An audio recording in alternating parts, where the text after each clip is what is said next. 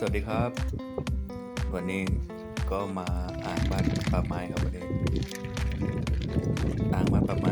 ก็ไม่ได้มานานแล้วนะวันนี้ผมมาลุ้นดูครับเผื่อปลา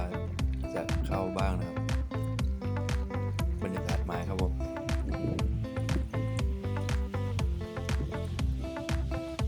วันนี้ลมแรงนะครับวันนี้รอลุ้นครับผม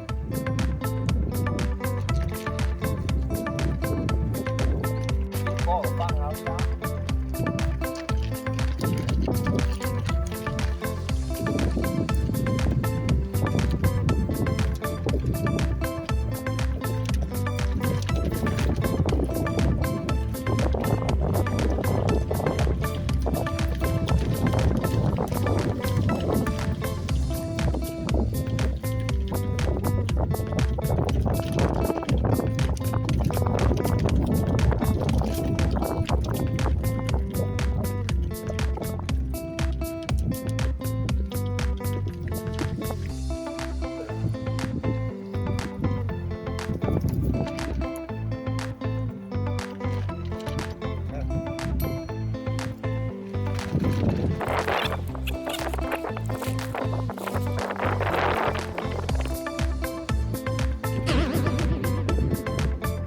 จะหลุดน้อยแค่ทำไม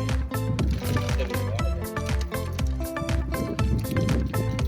แต่ที่มีคนถ่าย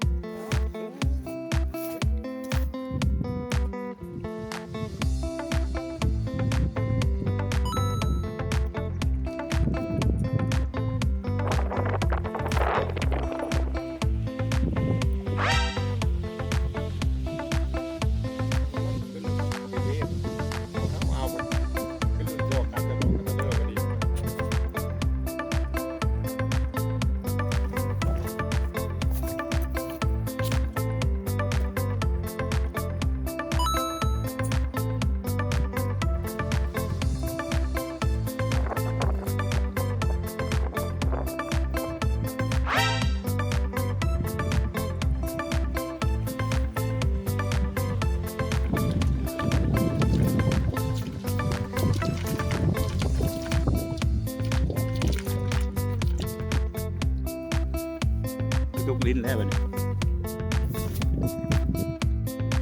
บอกเซต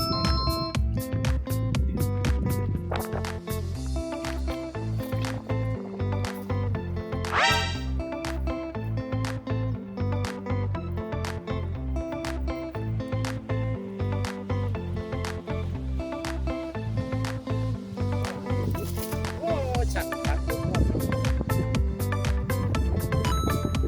ก็จะเป็นประกาศ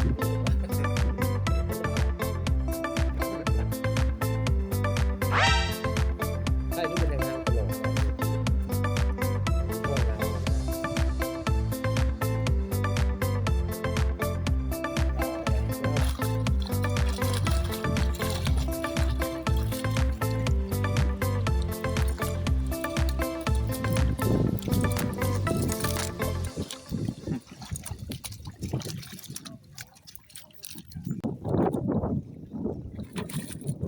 เกินเลย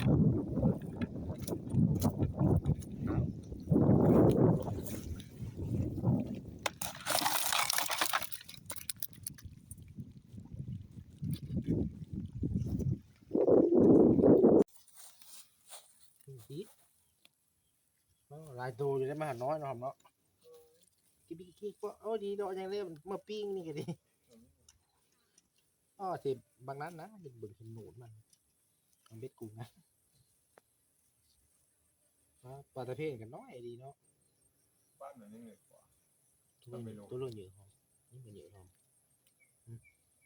ก็ไม่รู้ในไข่เลย ไม่รู้ไม่รู้กันจักแล้ว